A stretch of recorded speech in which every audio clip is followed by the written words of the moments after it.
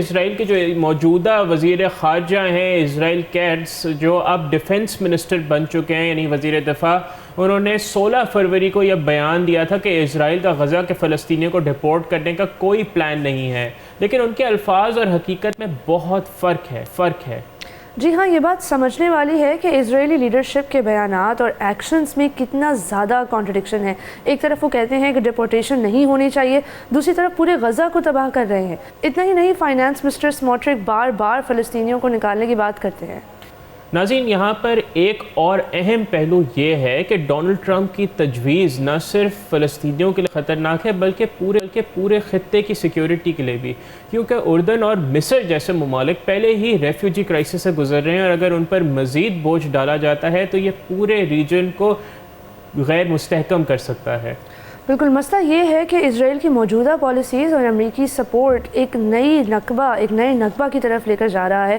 غزہ کے لوگ اپنی زمین سے جڑے ہوتے ہیں، لیکن ان کے گھروں کو مستقل طور پر تباہ کر دیا گیا ہے۔ UN کے اعداد و شمار کے مطابق بھی غزہ میں 85% لوگوں کو اپنا گھر چھوڑنے پر مجبور کر دیا گیا ہے۔ بالکل ناظرین، اور اس صورتحال میں سب سے زیادہ جو تشویش کی بات ہے وہ یہ ہے کہ امریکہ کی جو لیڈرشپ ہے، خاص طور پر صدر ٹرمپ، وہ اسرائیل کے ہر ایکشن کو سپورٹ کر رہے ہیں۔ اس سے یہ واضح ہوتا ہے کہ انہیں فلسطینیوں کی زندگیوں کی کوئی پرواہ نہیں ہے، وہ صرف اپنے سیاسی مفادات کے لیے کام کر رہے ہیں۔ بالکل درست کہا، اور یہی وجہ ہے کہ عرب ممالک نے ایک متحد موقف اختیار کیا ہے۔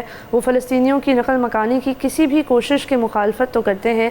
یہ صرف انسانی حقوق کا معاملہ نہیں ہے بلکہ پورے خطے کے مستقبل کا معاملہ بھی ہے۔ تو ناظرین، اب ہم آپ کو اس جنگ کے لانگ ٹرم اثرات پر بات کرتے ہیں۔ اگر ہم غزہ کی بات کی جائے تو جو اسرائیلی جارحیت کے نتیجے میں ہونے والی تباہی ایک اور دل دہلانے والی کہانی سامنے آئی ہے۔ کرم نوجہ، صرف 17 سال کا ایک نوجوان، اسرائیلی حملے میں اتنا شدید زخمی ہوا کہ جب اس کے کزن نے اسے ملبے سے نکالا تو اسے پہچان بھی نہ سکا۔ یہ واقعہ 14 فروری 2024 کا ہے۔ اس حملے میں کرم نے اپنی والدہ، ایک بہن، 2 بھائیوں کو بھی کھو دیا تھا، اور چہرے اور جسم پر شدید جلن کے ساتھ ساتھ اس نے اپنے بازوؤں اور ہاتھوں کے استعمال کی صلاحیت بھی کھو دی تھی۔ ڈاکٹرز وداؤٹ بارڈرز نے اردن کے ہسپتال میں علاج کے بعد اب وہ اس کو آہستہ آہستہ اس طرف لے کر جا رہے ہیں کہ وہ اپنے اعضاء کا دوبارہ استعمال کر سکتا ہے۔ ناظرین، کرم کہتا ہے کہ اسے صرف اتنا یاد ہے کہ اس دن دروازے پر دستک ہوئی، اس نے کھولا اور اس کا بھائی اندر آیا، اور اس کے بعد اسے کچھ یاد نہیں۔ جنگ سے پہلے وہ ایک بریلینٹ سٹوڈنٹ تھا اور ڈینٹسٹ بننے کا اس کا خواب تھا، لیکن اب وہ مستقبل کے بارے میں سوچتا ہی چھوڑ چکا ہے۔ معین محمود شفیع، جو اردن کے MSF کے مشن کے ہیڈ ہیں، ان کے مطابق اس ہسپتال میں غزہ سے آنے والے تمام مریض جنگ کے متاثرین ہیں۔ کمپلیکس انجریز، کمپلیکس برنز اور لمبی ریہیبلیٹیشن کی انہیں بہت زیادہ ضرورت ہے۔ بہت سے مریضوں نے اپنے خاندان کھو دیے ہیں پورے، اور انہیں نارمل لائف کی طرف واپس لے جانا اب بہت زیادہ مشکل ہو گیا ہے۔ بالکل ناظرین، اور اس کے لیے ان کو بہت زیادہ سپورٹ کی ضرورت ہے۔ اور اگر ہم اسرائیل کی 15 ماہ کی جارحیت میں تقریباً 47,000 فلسطینی شہید ہو چکے ہیں، اور غزہ کو بالکل ایک ملبے کا ڈھیر بنا دیا گیا ہے جس کی تعمیر نو میں سالوں لگیں گے۔ زیادہ تر آبادی بے گھر ہو چکی ہے، اور یہ انسانیت کے خلاف ایک ایسا جرم ہے جس کی مثال تاریخ میں ملنا مشکل ہے۔ اور افسوس کی بات یہ ہے کہ امریکہ اور یورپ کی حکومتیں اس وحشیانہ کارروائی کو روکنے کی بجائے اسرائیل کو مسلسل سپورٹ کر رہی ہیں۔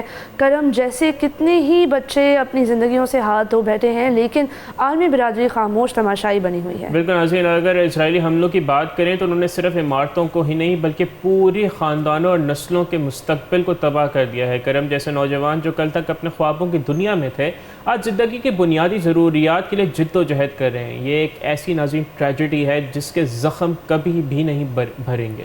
بالکل، اور معین محمود کے مطابق ان کے ہسپتال میں موجود مریضوں کو نہ صرف فزیکل بلکہ مینٹل سپورٹ کی بھی بہت زیادہ شدید ضرورت ہے۔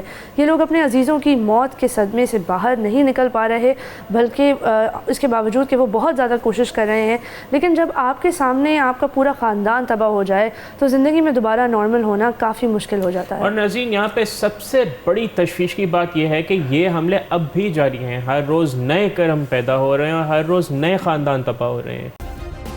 سبسکرائب کریں اور بیل دبائیں تاکہ کوئی خبر رہ نہ جائے۔